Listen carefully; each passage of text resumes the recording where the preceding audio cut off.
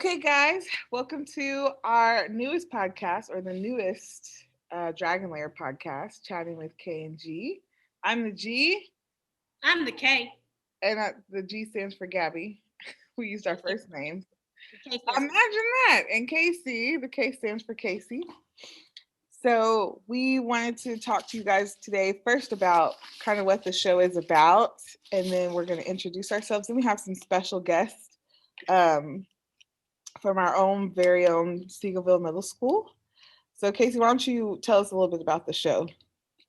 So the show is more so about the lives of teachers, the life that we live, not only at school but at home, because teachers never really stick with their job at school. It does come home with us, and we're going to talk to you guys a little bit about how to separate the two and what to do at school, maybe what to do at home, just so you're not overwhelmed, especially during these times. And even vice versa, because there's a lot of stuff at home that ends up creeping back into work that we try to pretend like doesn't exist or doesn't affect our job, but it does, because this job is not your typical 9 to 5 job. It goes both ways.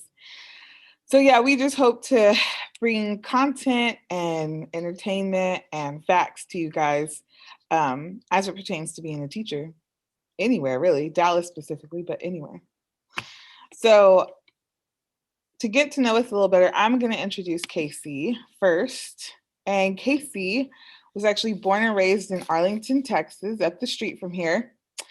And she was coming in at a solid 9 pound, 8 ounce baby. That's it. Did you say a prayer for your mama? I always do. Blessing. That is painful. And she graduated from James Boyd High School in 2010. She was accepted into Stephen F. Austin University, and she graduated with a bachelor's degree in animal science. What made you pick animal science? Girl, because I said I didn't want to work with people and God's different. She then moved to Houston and began her teaching career in October 2016. She moved back to Dallas in 2018 with her now fiance, almost husband, because Brandon bought a house here, which is nice. You know, kind of like the old days where didn't they have to buy a house? So he paid your dowry. That's what it is. He bought her a house to pay her dowry so she would marry him. Anyways, currently she is furthering her education by going to get her master's in professional school. After May 30th, we will not be able to call her Miss Weatherspoon. We will have to call her Miss Johnson, or you can call her Casey because that's her name. That is. People So forget that a lot.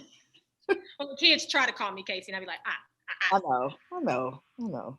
because it's on the report card. We need to change that. They be like, you have a first name? I was like, what, you think I just walk around with a last name? With a last name that you don't use anyway, I'm always a miss. True. I think I said Miss wrong.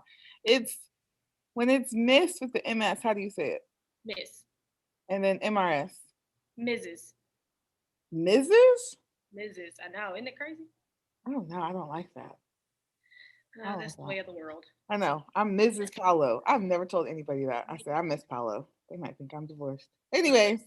All right, so that's Casey. So you'll get to know a lot more about her as we go on in the show. Yes, and I'm going to go ahead and introduce Mrs. Gabby Paolo. Learn something new. Right. She was born and raised as a Texan who loves God, loves people, and wants to change the world, which she is. Gabby attended high school at Midland High in Midland, Texas, then went to Midland College, 1 semester, Oklahoma Christian University, 2 semesters, the University of North Texas, 2 semesters, or 2 years. I'm sorry, Oklahoma Christian 2 years and University of North Texas 2 years. And finally, the University of Texas at the, is this Permian? Yeah. Permian. Okay.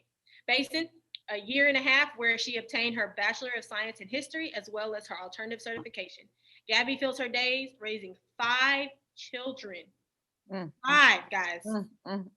Count that on your fingers, okay? Getting her master's of theology and seeing where God will lead her. Yeah, I wasn't able to stick around too long anywhere. I figured, you know, they said college are your best years. So I was like, well, I might as well Why not? live it up. Live it. I went everywhere. Oklahoma, they are just wannabe Texans. Like, I'm sorry for anybody from Oklahoma. I know. But I was like, if I wanted to be in Texas, I would have stayed there. But they just like compare everything to Texas, like their football, their food, their celebrities. It's crazy. They have celebrities in Oklahoma? They have Toby Keith. Oh, okay. I'm sure they have somebody else, but that was their one claim to fame because he has like a restaurant or a bar down there. Anyways, we still go up there because I married a man from there, so I'm in Oklahoma pretty regularly. But so you can't talk about the state like that. I know I can't talk about him. So that will be your host for the rest of the time that you listen to this podcast, which is every time. Hopefully every 2 weeks, we'll be putting out new content for you guys.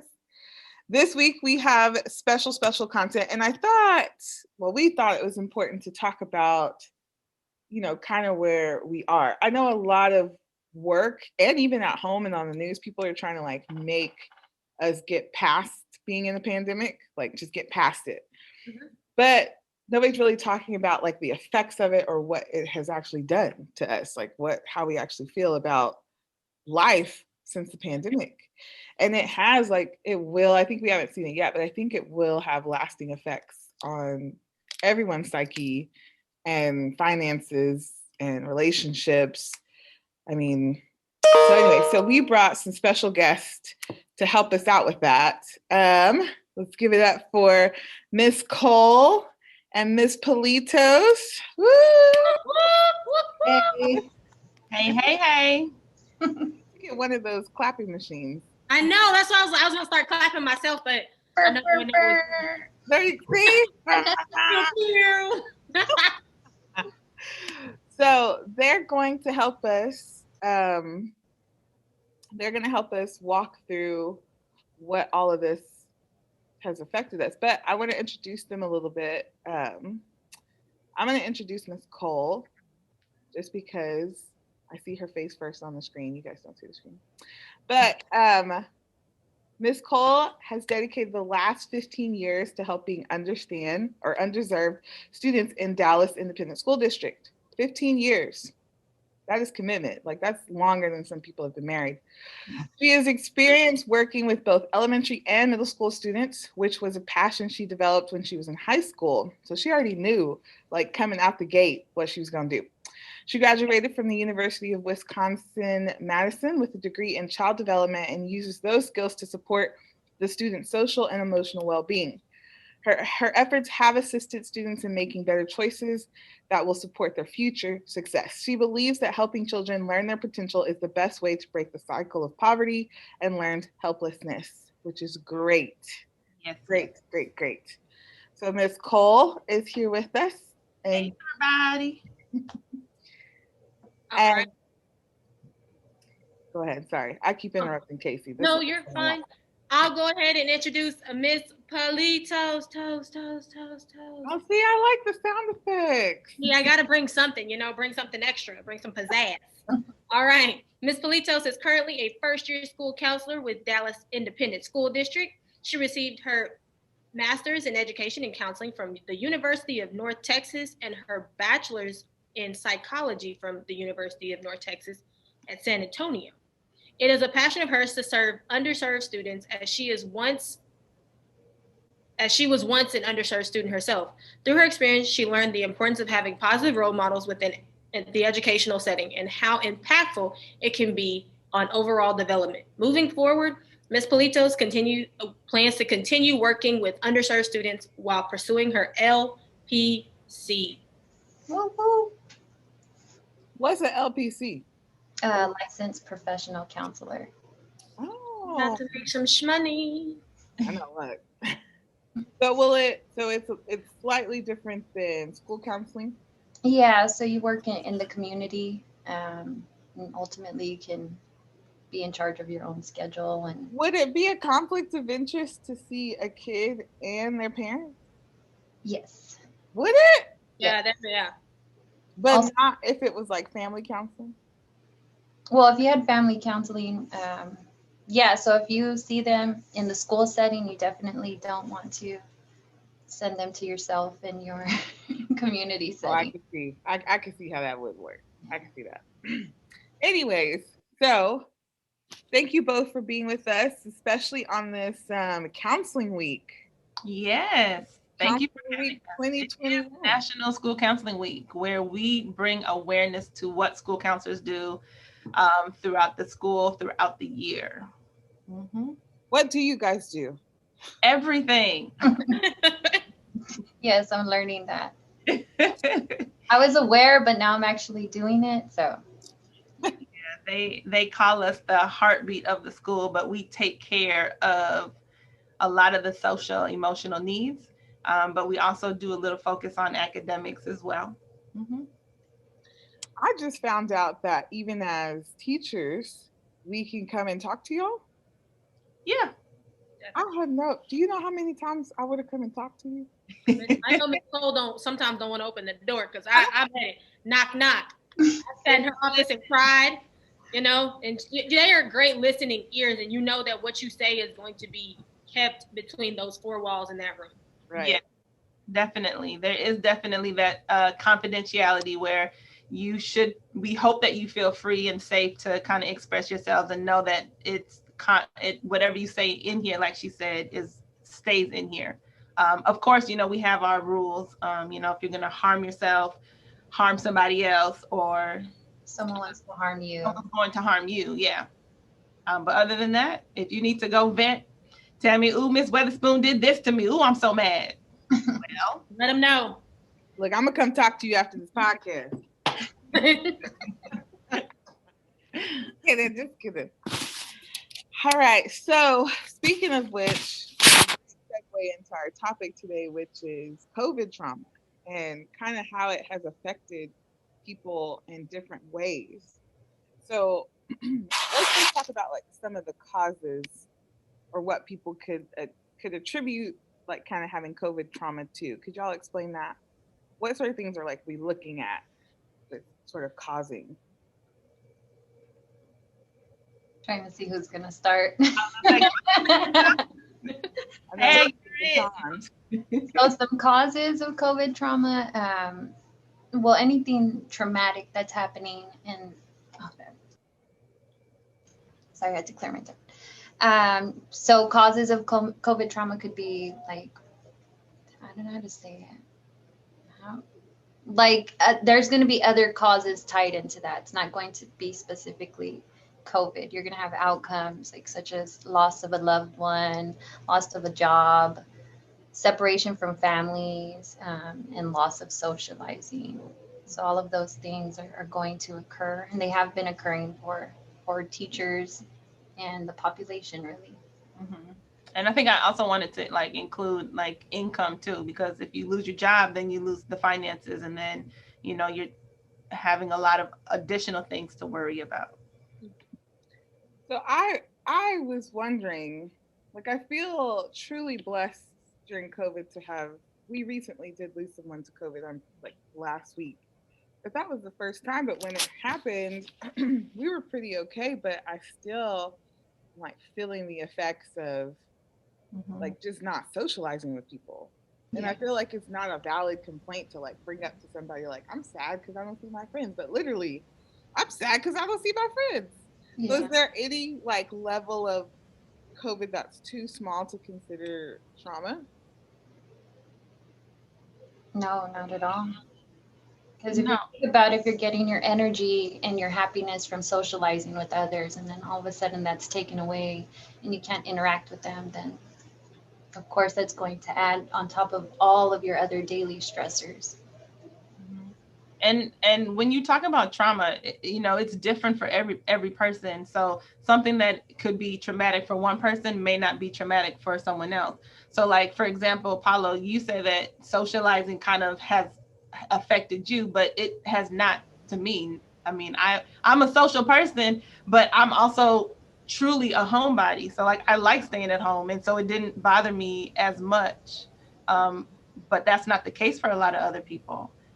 So we say that there is no trauma that is too small or one that's not as impactful as another, because it all depends on who you are and what's important to you. Yeah. That makes sense. I want to piggyback off that. I'm like Paulo. Like, I was really sad that I couldn't interact with my family and my friends. Y'all know me very well. I'm a social butterfly. I like talking, laughing with people, and that was all taken. That was taken away with the snap of a finger. And I was having to be at home with my fiance for those months because he's also a teacher as well. And nothing to my fiance, but you get when you stuck in a house for so long and you see the same person and we doing the same thing every day, you need a different scenery. You need some more people to talk to. I kind of got a taste of what retirement life is going to be like. Woo. And we got a little ways, but I got a taste of it.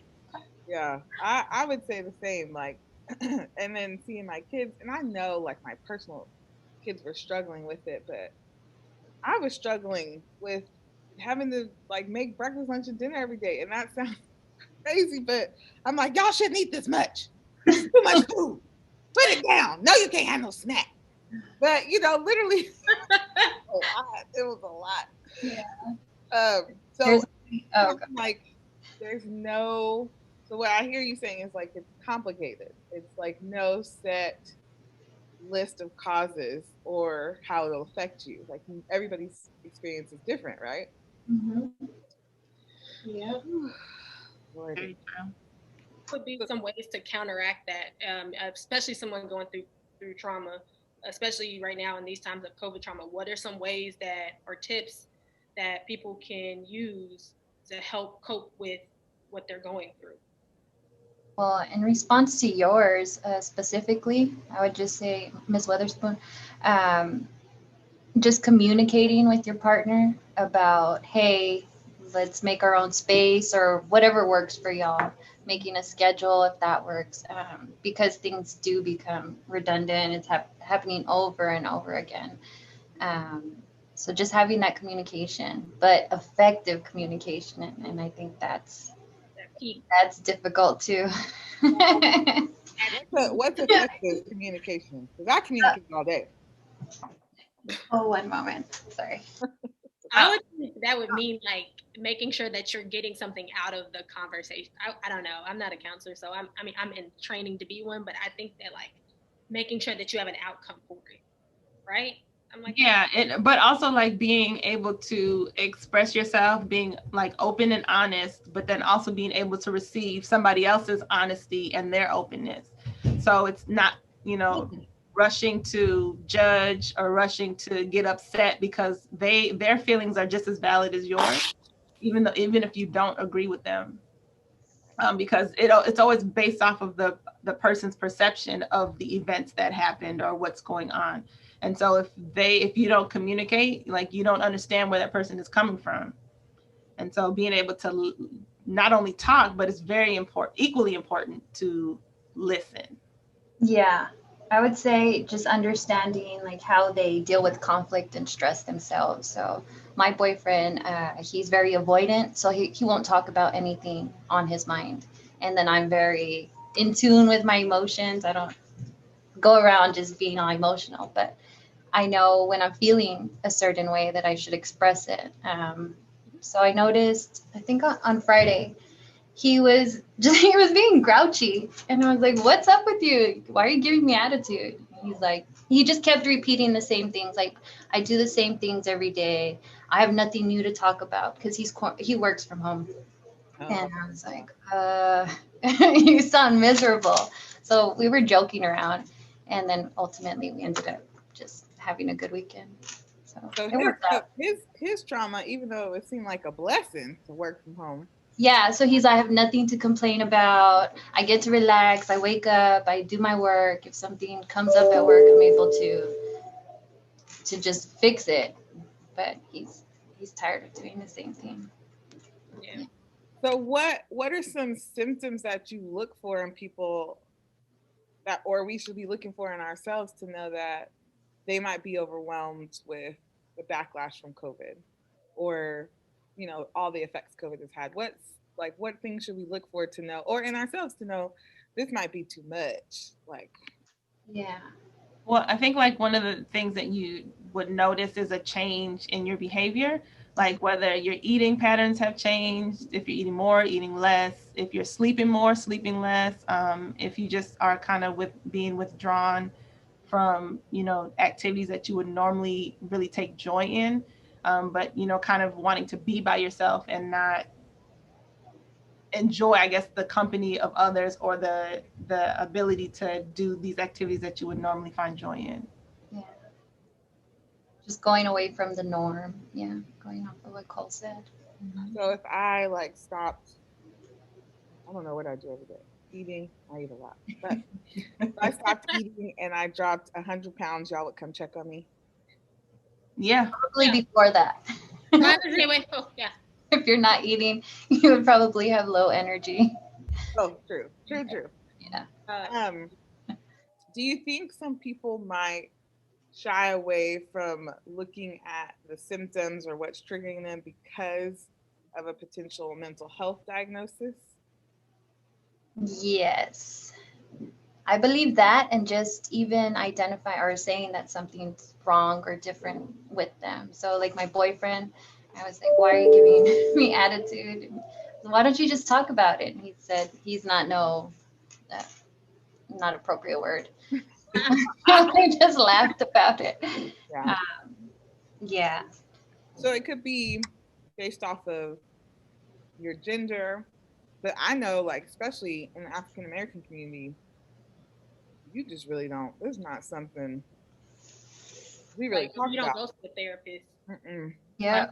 It was difficult for myself. I mean, to even go to finally utilize the employee assistance program um, to get help because I knew something was wrong. I knew something was wrong way before COVID even hit. It was just the fact that I didn't want to go and share my everything with somebody. Yes. It was nerve wracking, and then my actual doctor told me, "Hey, I am going to go ahead and diagnose you with anxiety." And I have diagnosis of, you know, generalized anxiety disorder. And I had to learn through COVID how to cope with that. My fiance, I was up a wall for Yeah. COVID. So I know I was on his nerves a lot. When COVID hit, and when school first started, it was not good for me. Um, it wasn't good. And so I have my good days, I have my bad days right now. So it it's all the process of, you know, being diagnosed and then figuring out what to do, and now coping with COVID and all the restraints that you have on yourself now. It's a lot. Yeah. Coping with everyday life, and then trying to see how your fiance takes it and explain to him. Maybe he doesn't understand. Maybe he does. Yeah. I think he tries. I know he tries. I know, you know, I'm not gonna say that. I know he tries, but I He might know not be trying. that I get on his nerves. He might not be effectively communicating. May not be effective. That's why we're going through marriage counseling beforehand. Y'all doing good. So two of the ones that come up, you know, mostly when, you know, these are the things you get screened for at the doctor every time. Do you feel anxious? Do you feel depressed? How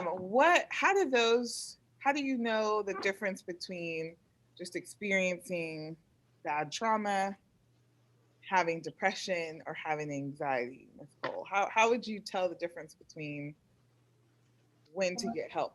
Well, if you have trauma and it's impacting your daily life, there's criteria for that, and then that goes into a diagnosis called post-traumatic stress disorder.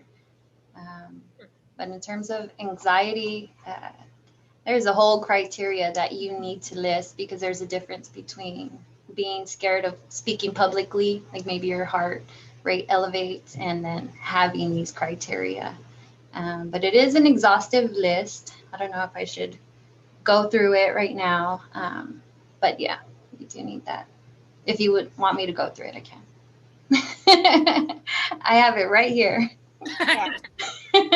Maybe you can talk a little bit about the anxiety, and then Ms. Cole, you can tell us a little bit about the depression, just so we know, like, you know, because I know we work with a lot of people, like just even in our building, but across Dallas too, in our interactions. And sometimes we come up against social situations with people where we just don't know what is going on. And I sometimes I have the foresight to say, maybe it's deeper than this. It's not me. But is there anything that we could be looking for as far as, or even in ourselves and how we respond to the kids or each other that might trigger something like anxiety or depression? Yeah, I would say with both, if it's impacting your daily functioning, if you're worrying more days than not, then definitely look more into it. Have a discussion with your doctor, or you can again use the employee assistance program and speak to a therapist or a professional about it. But if it's impacting daily functioning, I would say that's the number one key indicator that, hey, I should probably speak to somebody. And Explain daily functioning. Like, what do you? so okay, so I'll read from here. So it says if it's occurring more days than not for at least 6 months. So that means that you're becoming restless or being easily tired. You have difficulty concentrating. Your mind goes blank. You feel irritable or you tense up. You have difficulty or disturbances in sleeping. So those are some of the criteria. You would need to have at least 3 or more of those, more days than not within the past 6 months, along with other things.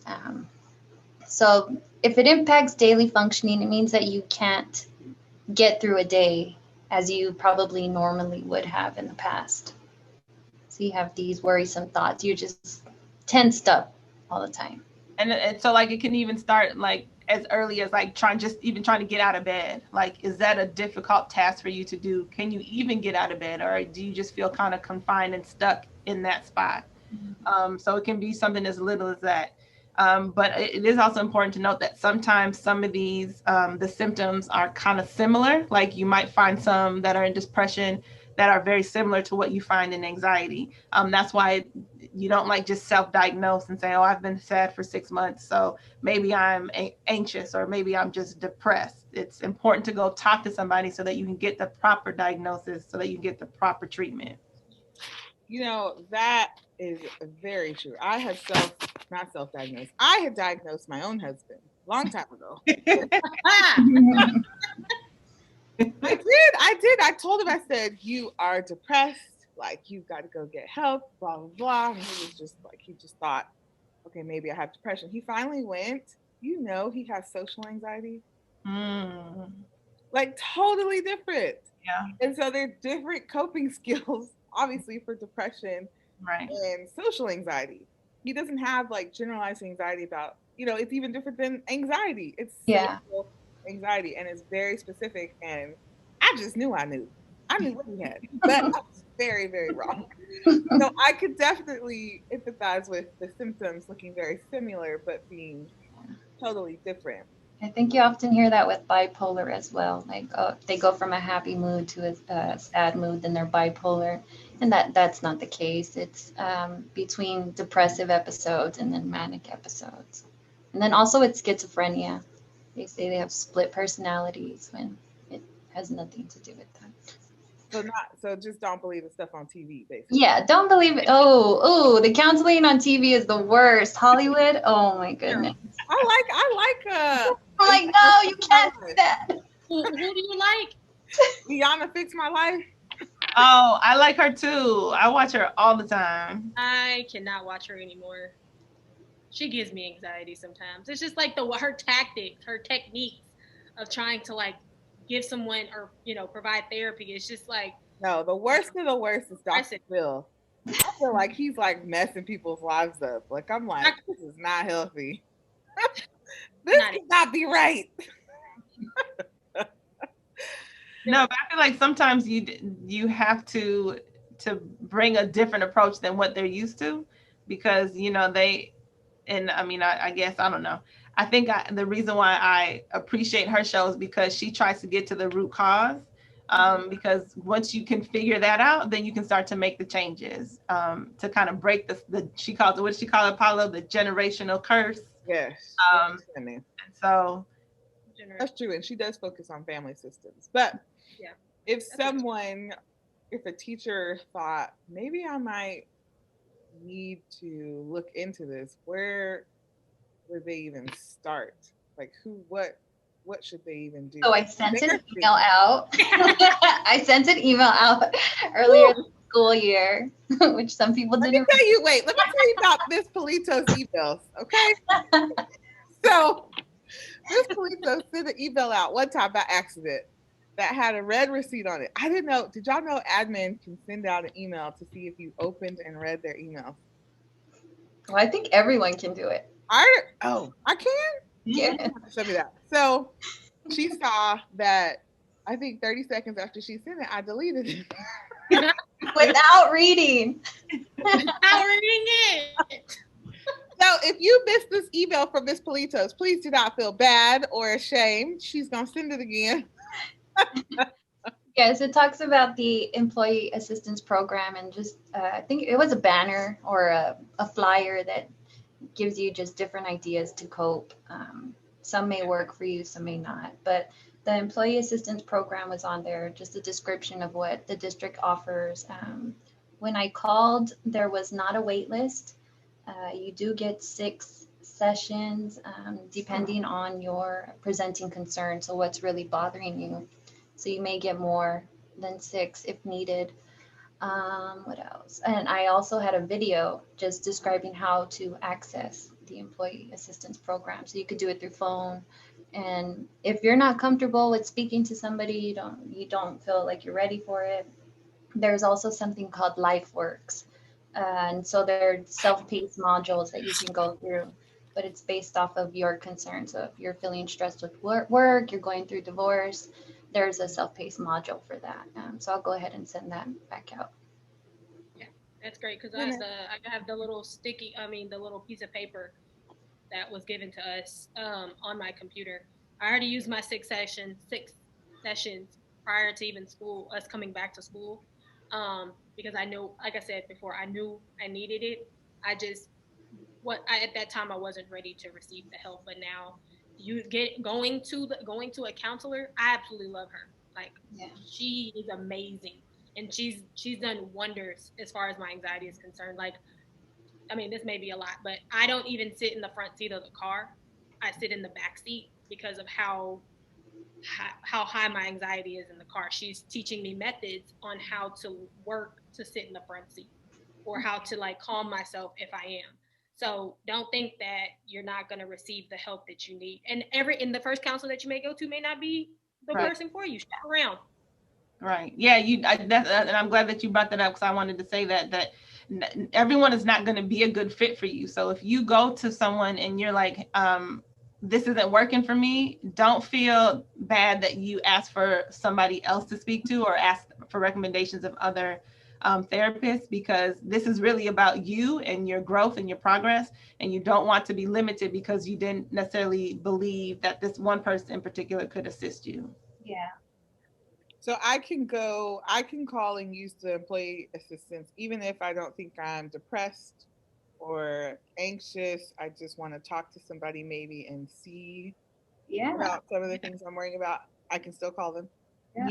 Maybe you feel alone, you're in a different city, you don't have people to interact with that you used to, somebody like outside of your circle.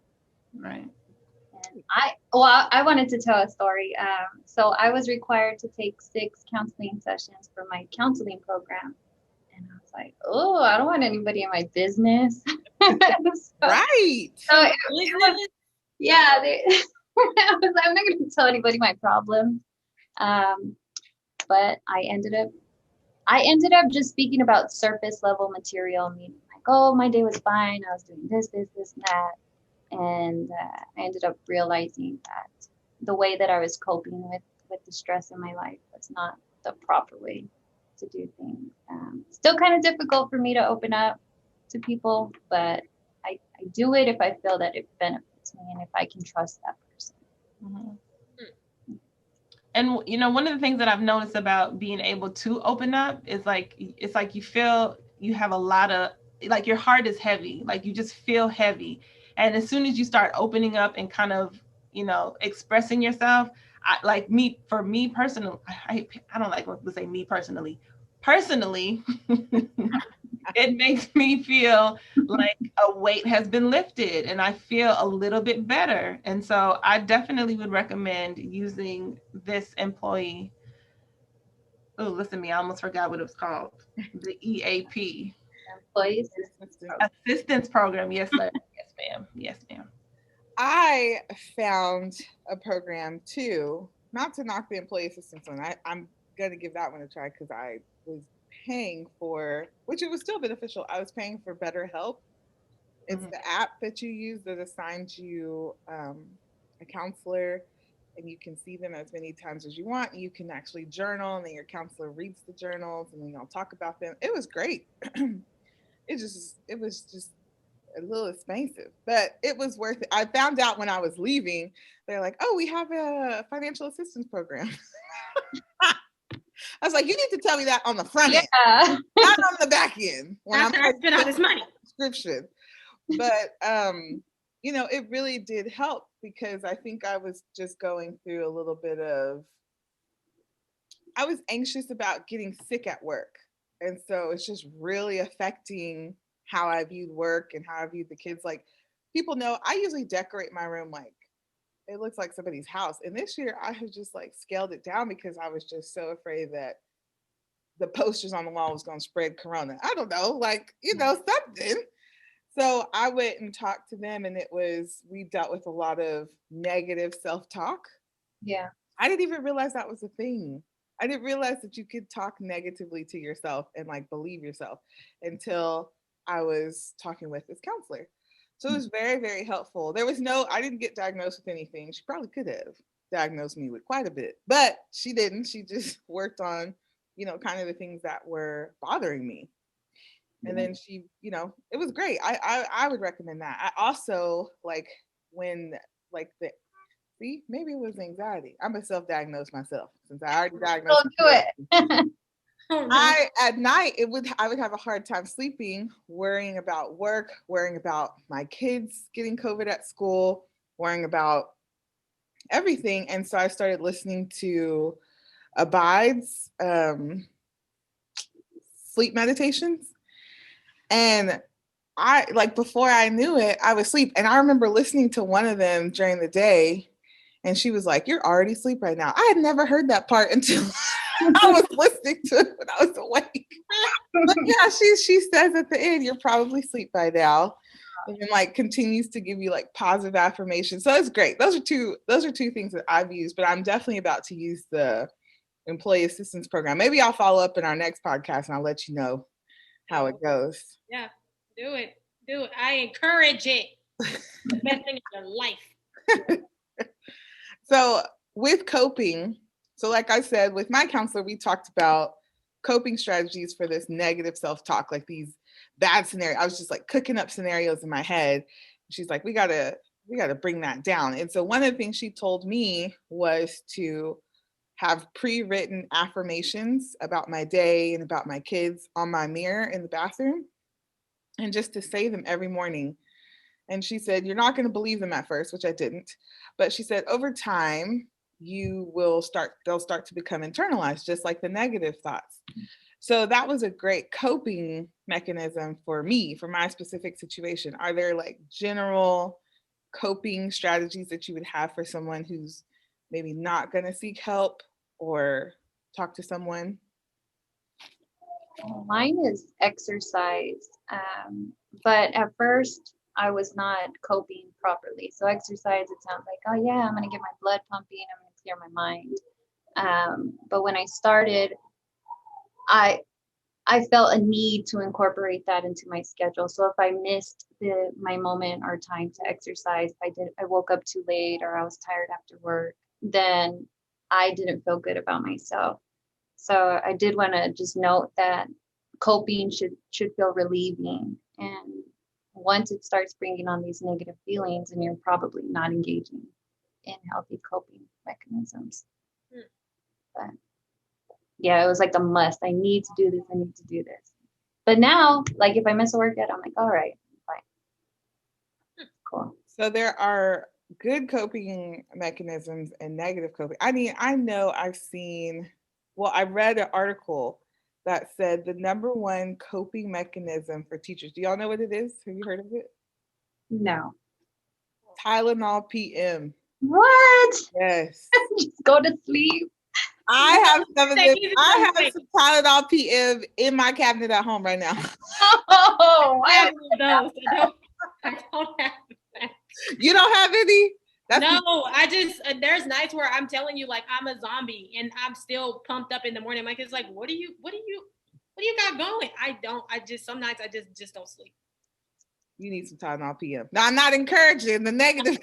She's encouraging negative coping. I'm not encouraging the negative coping habit, but that is the number one. They did a research on teachers at UNT. They have a mindfulness institute, and it focuses a lot on teachers.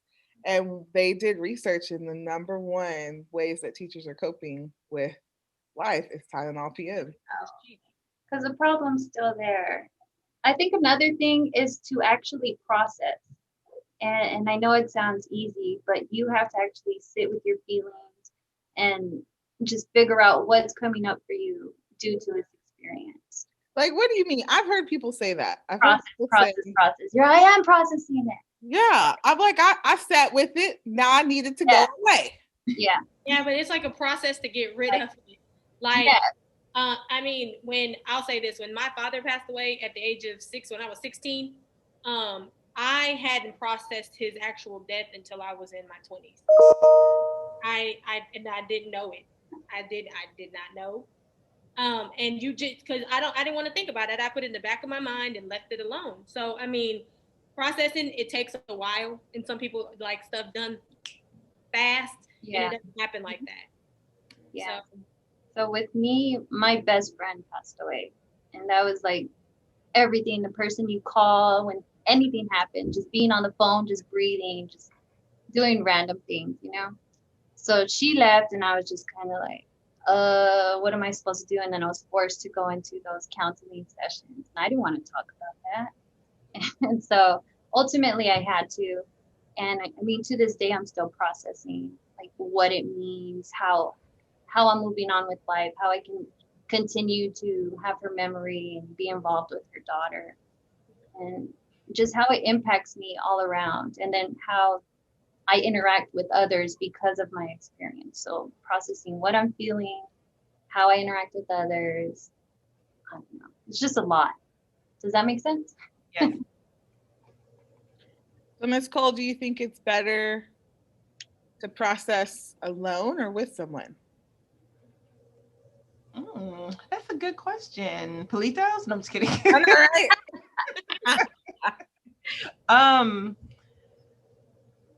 You know what? I think that sometimes, there's work to be done by yourself, and I think there may be work to be done with others around. Maybe some that are like similar, that are going through kind of the same things that you're going through. But I think that it really starts from individually, like within. And maybe when you get to a point, you can start to seek support and comfort, from others who have similar experiences with you. Right, like a support group too. Yeah, that's a good one. But still valuing your own experience. Right? Mm-hmm. Now, I know there are people who look like they're coping, but you can kind of tell that they're not. Like, it's like you said, kind of like a good thing has like turned into a bad thing for them. If it's someone like you personally know or care about, how should you broach the conversation? Like, I know for myself, one of the ways I cope negatively is to stay busy, like constantly, like just moving, so that the things that are trying to like crouch into my brain just don't, because I'm so busy with other things. So how would someone have a conversation with me? What should they say? It depends on the person, really, and then how much you actually value their opinion is what I think. Because I could tell you, like, hey, I see you're moving around and you have a lot to do and you're getting everything done. I'm just wondering what's going on for you right now. Are you okay? Just something as simple as that. Just asking if you're okay. Maybe it can, for an instant, it can make you reflect and be like, am I okay? Right. And I agree with that. if you continue that pattern, just checking in on that loved one daily. Like, I noticed you're still doing this, but you look tired. Maybe kind of bringing it to their attention. But you have to be very careful because they can get offended. Mm-hmm.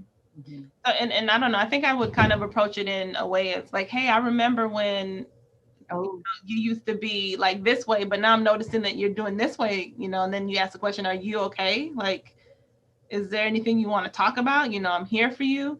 But I think like what Miss Polito says is it's very important for them to know that even if they're not ready to open up at that particular time about what's bothering them, that they know that you're somebody that they can to when they're ready. Because ultimately, if they're not ready to receive what you have to say, it doesn't matter how you say it, they won't accept it.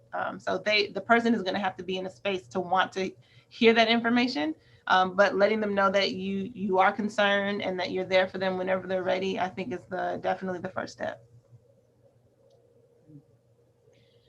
So we are coming to the end of our time, but I want to give y'all one last push to say, I guess, to speak to someone about either COVID trauma, coping skills, recognizing symptoms or triggers that you want to be sure you leave people with, if you have anything at all. Yeah, well, I think it's important to, like what we talked about is, making sure that you recognize that there's certain changes that are happening with you and how you're feeling in your daily activities. Because when you can recognize it, then that's when you can do the steps to try to minimize those types of effects that it's had on you. And then don't be afraid to go out and seek support and help so that you can not let it consume all of you. Because ultimately, I know that everyone has somebody that hopefully has somebody that cares about them, and that can affect your relationships at home and at school, or at work. And the best thing that you can do for yourself is to always seek help when you feel like you're struggling. Okay. And I know it's hard. We care about everybody in this building, and we want everybody to have some type of peace of mind or some type of safe or comfort zone.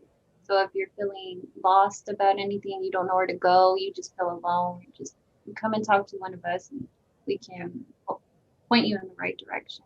Definitely. If you don't want to talk to us, we can find somebody that maybe you would feel more comfortable talking to. Mm-hmm. Even if it's as little as venting. Ooh, this kid did this. Maybe. Oh, Dr. Martinez said this. Oh, Jesus. Whatever. Camera's on. Yeah. All right. Well, I appreciate, me and Casey appreciate both of you guys taking time out of Counselor Week to come and speak with us and counsel all of us. I hope you don't have a daily rate or hourly rate because we can't pay it. But we do. The district is paying us, though. Oh, amen. Look at God. Won't he do it? Well, for everyone who is listening, if you have a coping skill, a positive one, or a story or anything you want to share how the podcast has benefited you, if you will email me and Casey, my email is gpaulo@dallasisd.org. And Casey's is K Weatherspoon, that's WETHERSPOON @DallasISD.org. The fifth person to email both of us will receive a gift card. So make sure you email us. Girl, can I be a part of this? No. The district is taking care of all your needs. Right. So this has been Chatting with K and G. We will see you guys in 2 weeks.